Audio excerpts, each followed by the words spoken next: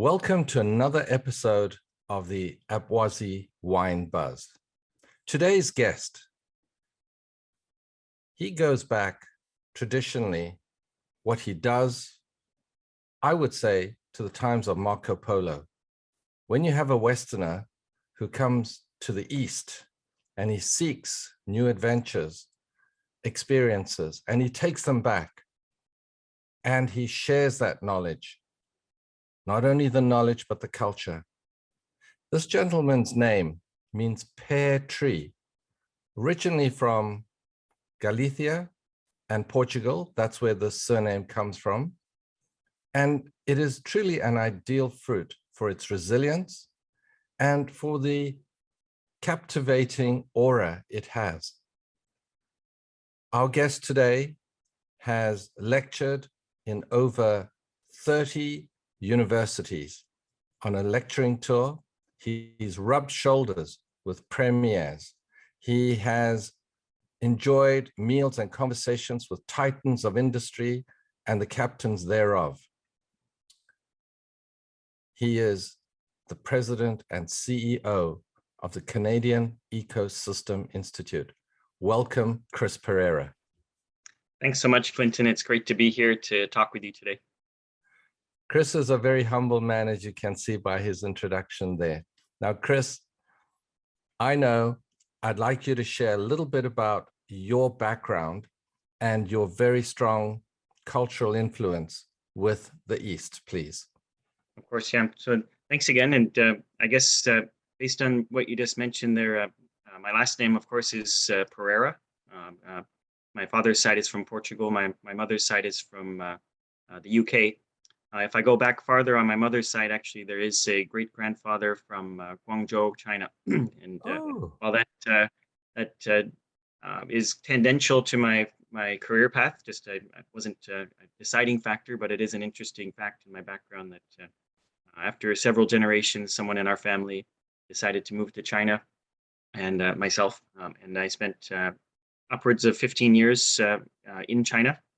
And it's been about 20 years that my career has sort of been as a bridge between East and West, and I would say North America and Asia Pacific these days. So I went to China to study when I was 19. I did my undergraduate there studying Chinese language and literature along the Yellow River in a little known town of 10 million people called Zhengzhou. And, small by Chinese standards, but exactly a little dot on the map. Yeah.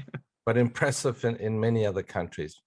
Yeah. But it does boast the largest train and transportation hub in Asia, actually, in Zhengzhou. So it's a major hub for the rail system in China. But the reason I chose that city is because it's along the Yellow River where the Chinese culture and history really began. Five or 6,000 years ago along those paths. And every city you visit in Hunan province, which is where Zhengzhou resides, is an ancient capital boasting thousands of years of history. So it's a really great place to have started my journey in China. Now, Chris, you were born in Canada, right? And as you mentioned, your father has Portuguese roots. But what inspired you to take that plunge to say, you know what, I'm going to China to study and travel? Yeah, you know what the deciding factor was, and I've thought about that a lot over the years.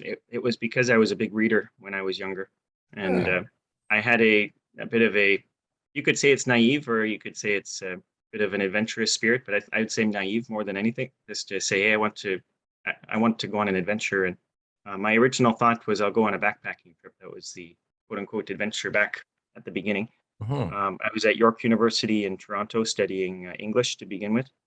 And the second summer of my studies, I decided to visit Asia, thinking I would go to China first and then heading southwest towards Vietnam and potentially Thailand.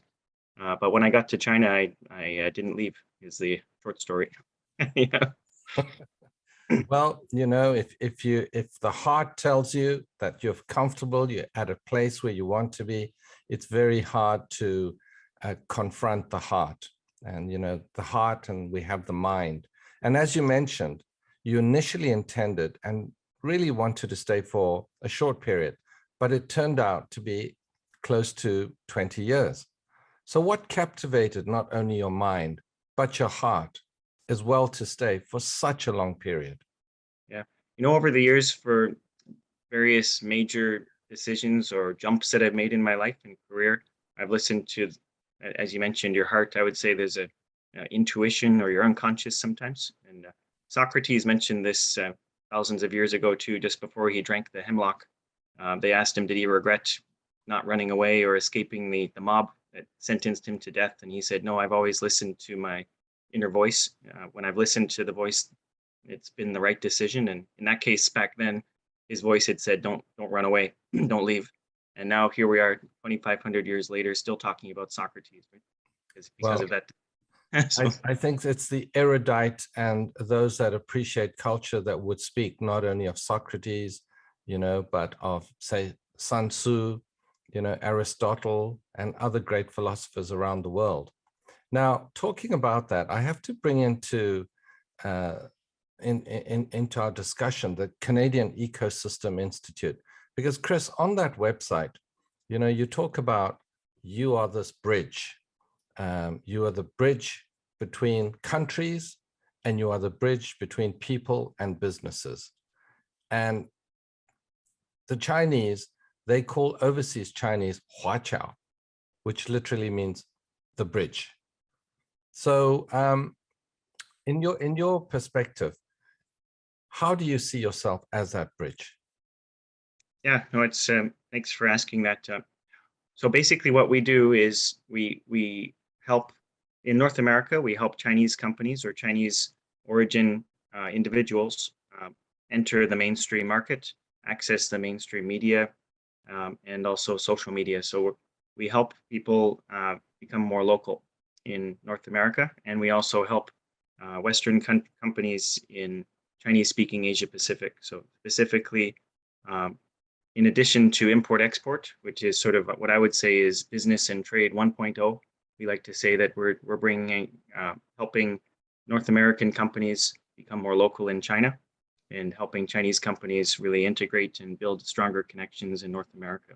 And that's good for both regions for many reasons, of course. But, most importantly is social cohesion, cultural cohesion, understanding between cultures. And that's what I really admire about what you're doing also, Clinton, is you help people understand not only wine culture, but I'm sure baijiu culture, different liquors and drinks from around the world. That's sort of the most tangible cultural connection we can have is food and drink, right? And then I think what you're doing on the food and drink side, I'm doing on the business and media side to really help people connect at a personal level, but at a more meaningful business level too.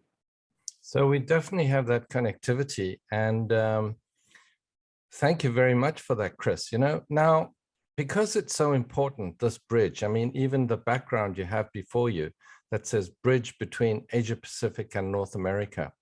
Now, initially when you were there, you just finished at University of York in Toronto. There must have been glaringly huge cultural divides that you encountered. What was one that's really memorable for you in the early days? Oh yeah, there is so many. I was not a bridge for culture when I first arrived. No. I Yep. think you were probably hanging on by your. So when I first arrived, my first meal, just to talk about food for a moment, because I think that's the first interaction most people have with different cultures is food. Obviously, when we grow up, we have different types of sushi, we have Chinese food, we have Korean food. My first meal in China, when I was picked up at the airport by the person who was the driver, he brought me to this seafood restaurant, and I had a spicy whole fish, the whole fish, including the head, a round fish, just plopped on a plate, it seemed to me. And they gave me chopsticks, and the fish wasn't cut at all. So I was supposed to use these chopsticks to eat this spicy fish while I was 30 hours jet lagged. Just got off the plane. And I'm like, no, I'm not eating right now. Thank you. That was my first, I think that whether it's culture shock or whatever, but for whatever reason, he thought fish was what I needed at that point. Well, he thought you might have needed that sort of resuscitation of energy. And I think probably it was in the West, you normally have your fish filleted. whereas in China, they decide to be more than gracious and give you the head, the tail, the entire body. So that must have been in Chinese, yu has two meanings, well, more than two meanings, but the two relevant ones, fish and also abundance. Yes. So there's a few idioms that you can have sort of a pun related to fish to say you can have the abundance. That works in English too, the abundance of the sea, right? When we think of the abundance of the sea. And, certainly at this time coming with the Chinese New Year, there's that sort of very catchy tune, with concerning the fish. Now, you've just mentioned the Chinese idioms. How did you manage to harness your skills to be able to be so fluent in Chinese? Because it's not a Latin-based or romantic. It's made up of pictograms. Yeah, I think if you want, so language is one type of project or long-term goal that you might want to do in your life. And I think if I were to give anyone advice, if you want to learn Chinese or if you want to do anything worthwhile, it takes time and it takes perseverance. And on the days when you wake up and you say, I don't really want to do this today, you still do it. And that's basically the key. But just specifically, it was what was I doing every day when I woke up and sort of felt like watching TV instead of studying? It was memorizing 80 to 100 words every day for a few years. Well, certainly beats the multiplication tables. Yeah, exactly. I sort of look at us and I think, well, your father has a Portuguese background. My late mother had a Portuguese background, and dad was late dad was from China, and your father, your mother was, had also that Chinese influence, and yet we've taken that interest, and even as an overseas Chinese, to pick up on the language. It's not been easy, and I congratulate you for the perseverance of doing that. Now, Chris, when people and your colleagues and new introductions, they meet you, they really see you, as I did, as a sort of Renaissance person, a colossus that sort of strides between these two very, very different cultures. Have you found this to be to your advantage, or perhaps a dead weight that gets heavier with each step? That's a good question. First, just a note about language and culture. No matter what culture and language, I would say language is 5% of communication and culture is 95%. So if you go to China or if you go to Turkey, you go to Africa, if you understand the expectations of the culture, you don't need to speak the language to succeed in that environment. Of course, speaking the language is helpful, but if you mechanically learn the language without understanding the culture, you've wasted your time. I just mentioned that to begin with, and that's the same with wine culture, etc. too. If you know how to drink wine and you don't know how to hold the glass, then you're going to. It's sort of a similar situation, right? Yeah. Oh, I would echo those sentiments, Chris. Having traveled to over 100 countries, from Ethiopia, all the way down to Chile and right across to sort of, to China and up north, to the UK. You're right. It's your mannerisms, basic elements of politeness, respect, which is what we promote and support on our social media. It's always having that true sense of understanding. And we believe that if you understand more, then the chances of cooperation as opposed to conflict becomes more real. Now, that is what you meet day to day in a gladiatorial sort of arena.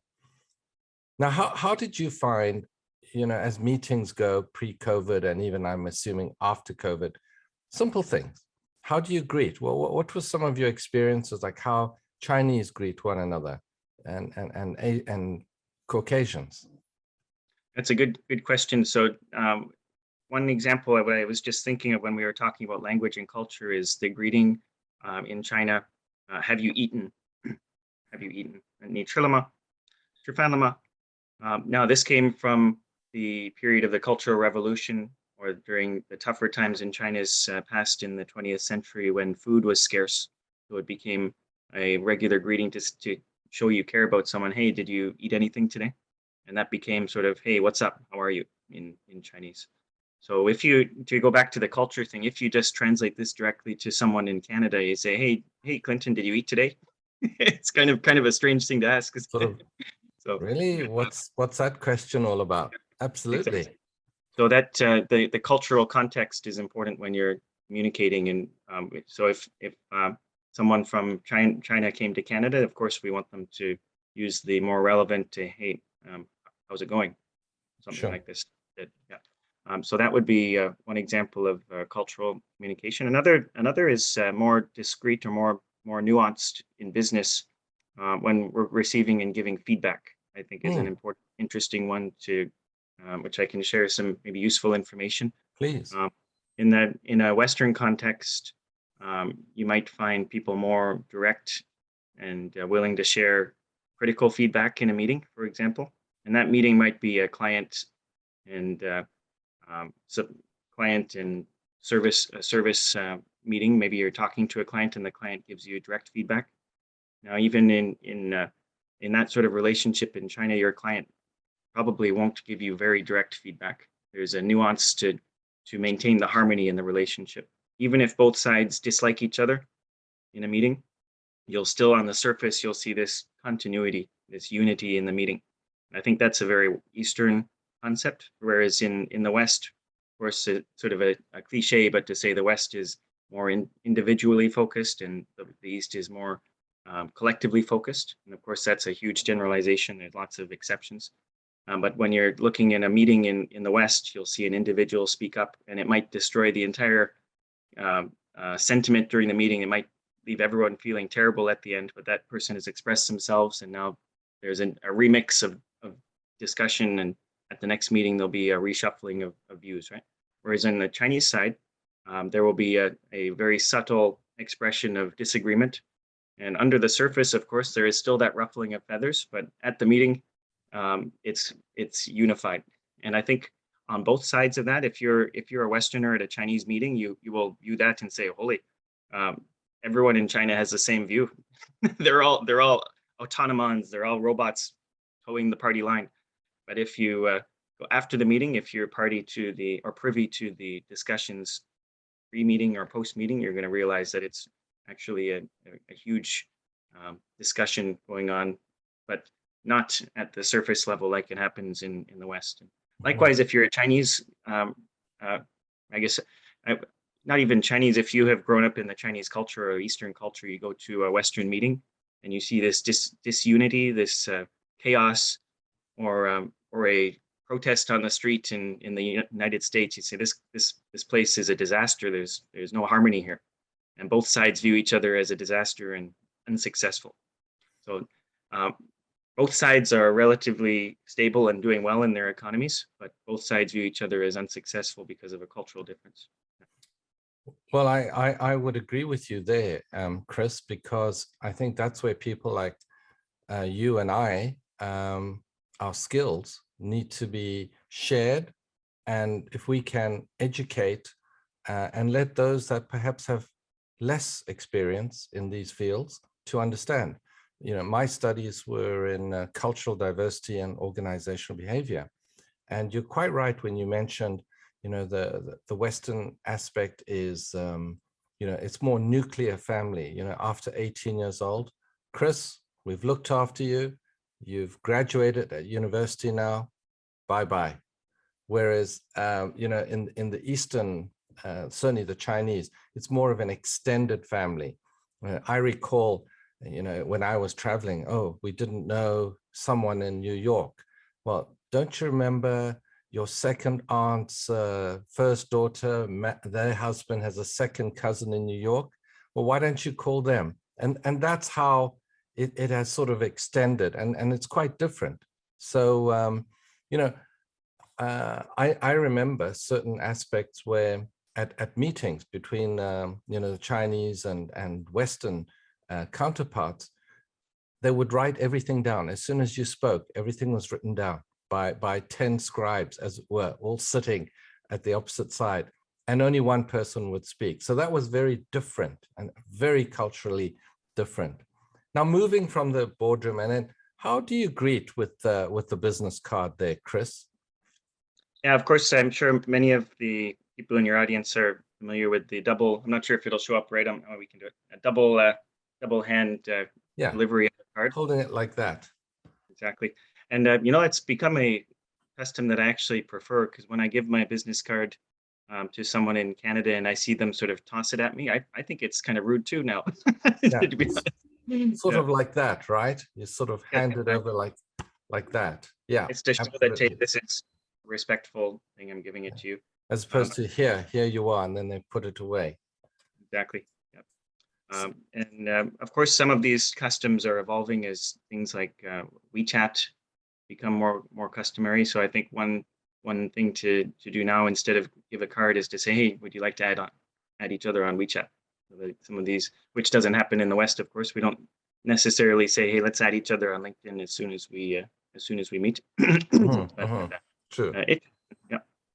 So, moving on from the greeting and the initial discussion, as we both know that oftentimes the business discussion translates and moves to the dining room and into the restaurant. And Yes. this is where we have some of the, and I'd like to hear from your perspective, Chris. You've lived in Canada, you started a life in China, you've now come back, you've got the Canadian Ecosystem Institute going. What three major cultural differences did you see, happening during these business meetings at the restaurant? From the I drinking to the eating, and Yeah, I can give three major ones to begin yeah, with. The first is in I'll describe these from the Chinese perspective for a sure. Western audience. When you're at a restaurant in Asia Pacific, in China, talking to a potential business partner, yes does not mean yes, and no does not mean no.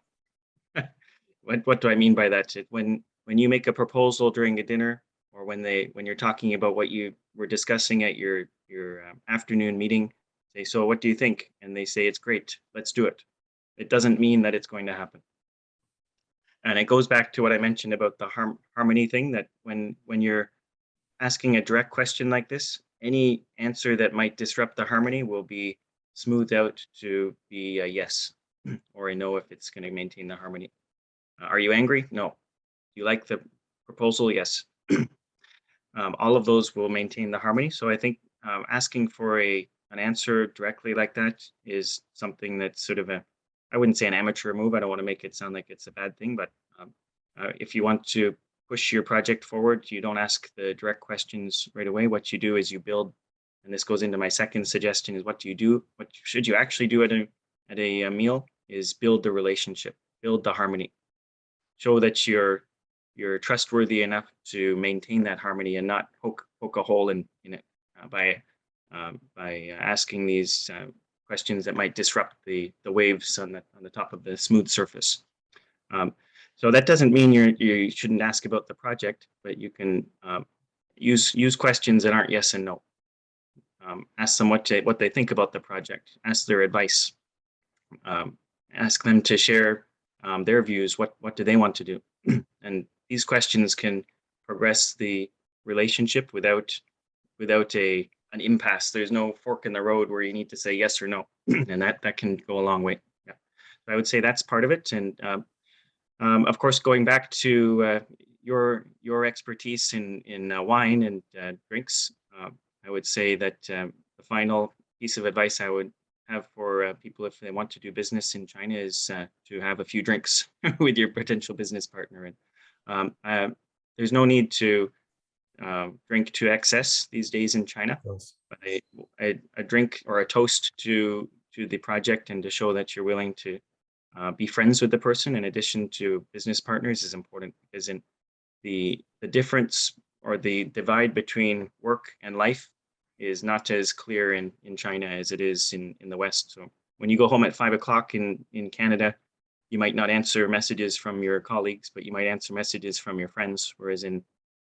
China, there's no differentiation, and I seem to have colleagues/friends messaging me at 11 p.m., 1 a.m. asking me questions about work. Sometimes I'm like, is this really necessary? But that's what maintains the relationship sometimes. Yes, there is definitely an emphasis on creating a friendship.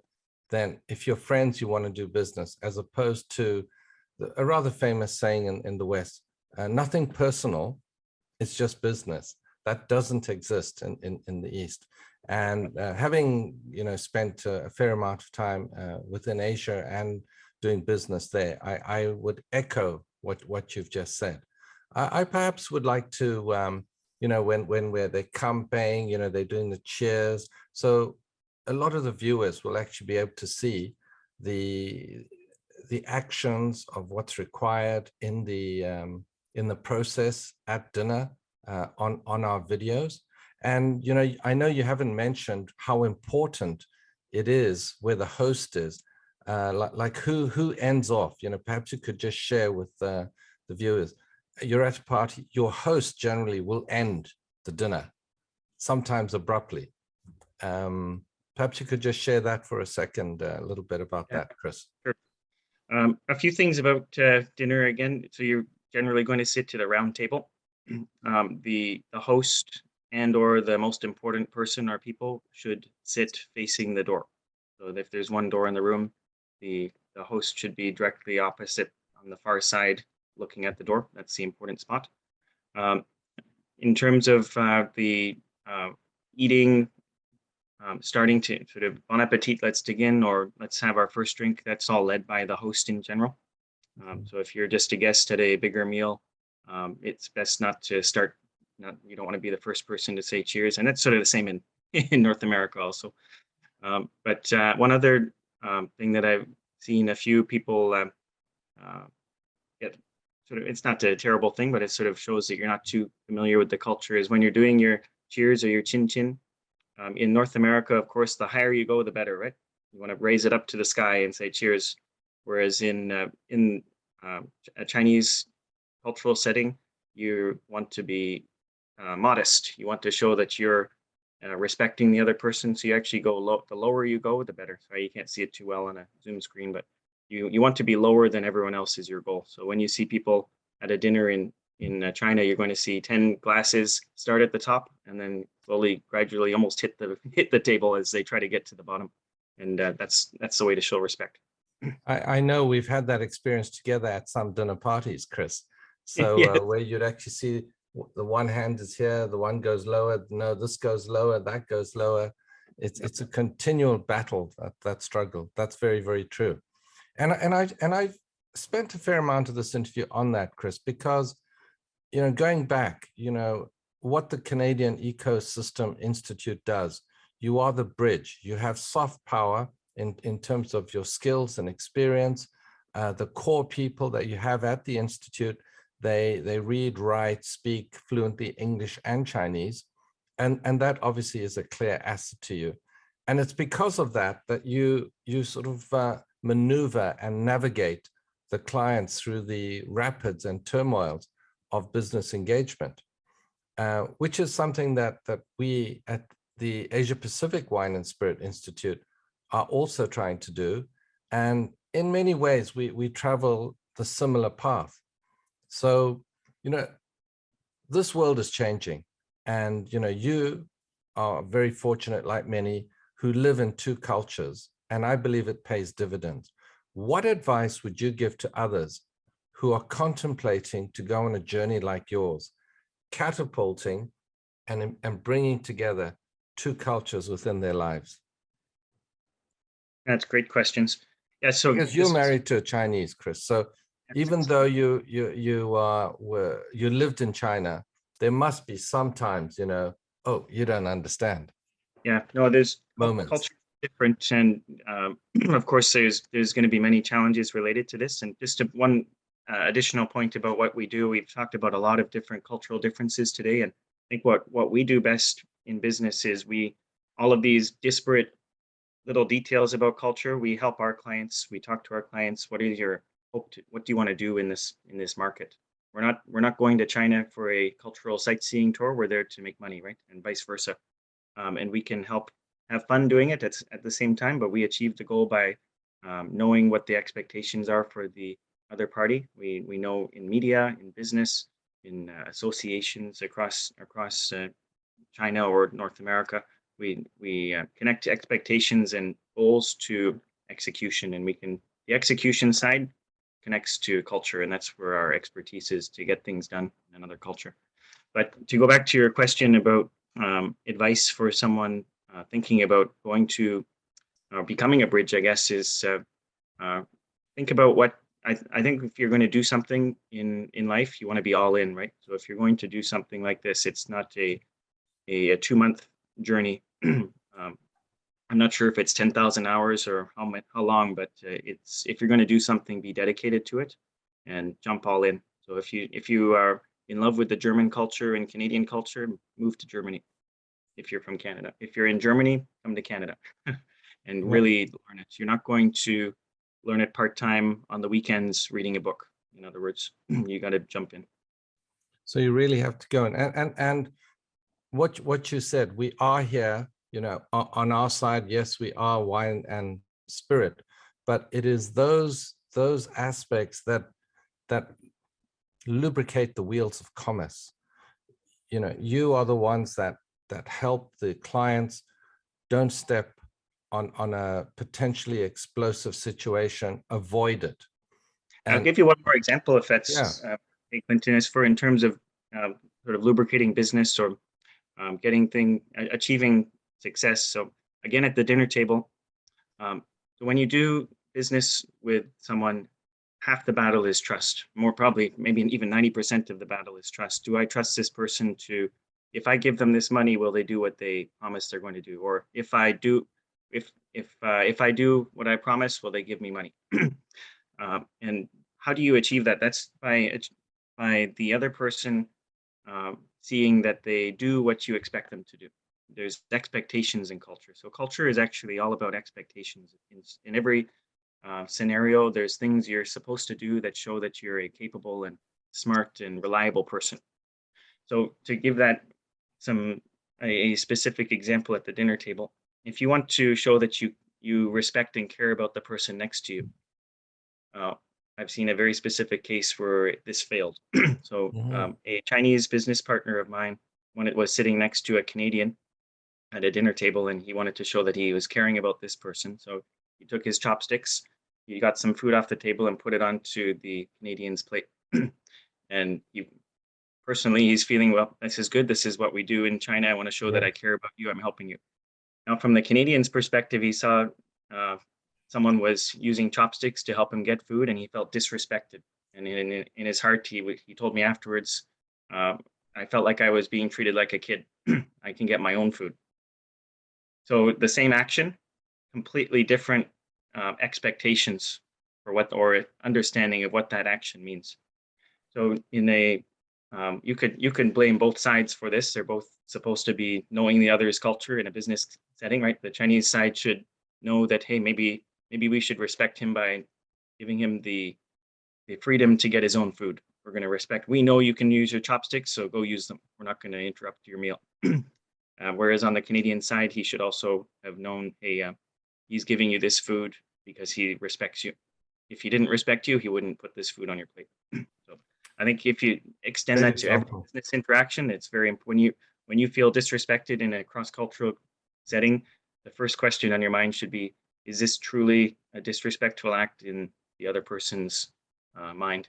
And if the answer is no, then you need to grow and accept some of the other culture. Beautiful example. Thank you for sharing that one, Chris. And we've got something at APWASI coming out. It's a similar program around Chinese and Canadian culture. We call it Crouching Dragon and Hidden Grizzly. So that'll be coming out very soon. Now, Chris, you've shared with us some of your experiences, and I know you are a man of fine taste. What's your favorite wine and why? Well, of course, I'm quite partial to your winery, Well, but I don't think I can. I wouldn't say I'm a particularly well versed in wine per se, but I do like red wine, and I would say the types of wine that are on my table quite often are full-bodied red wine, dry. And because I'm in British Columbia right now, I would say Mission Hill is a top choice for me. But I'm not like I said, I'm not in the expert category as you are for this. I'm usually in your hands choosing the fine wines of the world. Thank you, Chris. Now, do you normally eat more Western food or Asian food, Chinese food? I'm a mixed, actually, to be honest. And it depends on if if I'm traveling through China, I often have a craving for Western food, and if I'm in Canada, I have a craving for Chinese food. It's kind of a contradictory situation. Human beings are like that, are we not? But you Yeah. do live in Richmond, BC, which has some of the best Chinese restaurants in the world. Yes, yeah, exactly. I think we're very lucky here in the Lower Mainland in Richmond that we have options from all around the world. And I've heard some people say, Chinese residents here, that the Chinese food here is even better than China. Oh, I can attest to that. We have some superb restaurants here. Now, Chris, how would you like others to see you in 5 years' time? So I can share a bit of our plans. So Canadian Ecosystem Institute is, of course, Canada-based. We haven't announced it yet, but I can share some information here that we do have a North American Ecosystem Institute on the verge of release. So above Canadian Ecosystem Institute, there's a parent company, North American Ecosystem Institute, and that's a true bridge between North America and Asia Pacific. So this year we've actually just opened an office in New York. And Congratulations. thank you. And what we've done in Canada the last almost 2 years now is has been quite successful, and we're going to replicate that in the U.S. This coming year and build more bridges between East and West. So that's in the 2 to 3 year range. In the 5 year range, we depending on when COVID ends, I'm going to be spending some time in Shenzhen, China, and Hong Kong also to build our connections further on that side also once we have our base built in the US. That's superb. That's wonderful news. So on a sort of penultimate question for you, Chris, on a scale of 1 to 10, how important would you say it is to try and understand and at least learn and appreciate the other party's culture, whether it's on a social scale or business, at least to try on 1 to 10, 10 being the highest and 1 being the lowest? I would say 10. And to explain that, first of all, what is culture? If you dig into culture deep enough, as you know, culture is a very difficult thing to nail down. Is culture across China? Well, no, there's different cultures in different regions. So, okay, in this region, does this region have a specific culture? Well, no, this city speaks a slightly different dialect than this. Well, okay, this district in this city, do they have the same culture? No. So what does culture actually mean? It means your ability to communicate properly with other people. So between you and me, as we speak, we also have different cultures, and I'm trying to know from my best ability to meet your expectations and vice versa. So if you look at it from that perspective, you